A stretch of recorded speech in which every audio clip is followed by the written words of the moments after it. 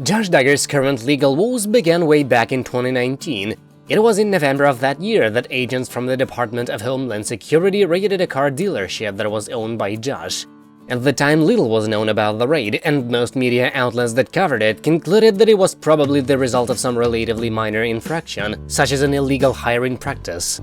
Needless to say, that turned out not to be the case.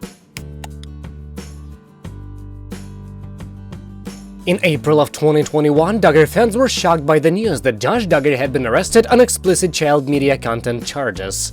It's unclear why so many time elapsed between the raid and the arrest, but the authorities probably wanted to ensure that their case against Duggar was ironclad before they brought him into custody. The drama was further drawn out by a request from Josh's lawyers to delay the start of his trial.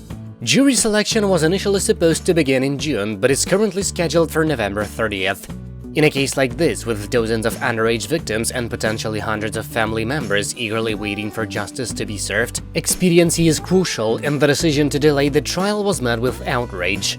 And now there are fears that Josh might finagle another stay of execution. As you might have heard earlier, Josh's wife Anna Duggar welcomed the couple's 7th child late last month. So yes, she got pregnant by Josh knowing that he was being investigated by the federal government for his involvement in a CP ring. Now the question on the minds of many is this: will the birth result in yet more delays in a legal process that's already proceeding at a glacially slow pace? The good news is probably not. The bad news is Josh's lawyers will almost certainly request another delay, which means there's a remote chance that the trial will be pushed back until 2022. The defense seems to feel that such delays represent their best chance of beating the odds and earning their client an acquittal or mistrial. The postponements buy the attorneys time for more pre-trial maneuvering, and thus far they've taken advantage of every opportunity that's presented itself. Josh's lawyers have already filed 5 motions to dismiss evidence, but each one was denied by the court. But that doesn't mean they're done looking for loopholes. In the past week, 2 developments have served as reminders of just how much a shrewd defense attorney can accomplish before a case even goes to trial. First, Josh's lawyers launched a campaign to prevent the prosecution from using Josh's past sex crimes against him in court. It seems like the fact that Josh molested 5 young girls would obviously be relevant to a second set of allegations of similar crimes, but the defense claims otherwise. Shortly after embarking on that effort, Josh hired a new lawyer, a specialist from the firm that was already representing him. A request to the judge to allow this new counselor was submitted and approved on Monday. Why would a new lawyer be added to Josh's legal team at such a late date? That much isn't clear, but it's another reminder of how much strategizing has taken place between the time when the trial was supposed to begin and now. So yeah, don't be surprised if Josh's lawyers use the arrival of his 7th kid to try and secure yet another postponement. Truth be told, it's not clear if Josh is fully prepared to face incarceration. The deadline for the plea deal that he was offered passed 2 weeks ago.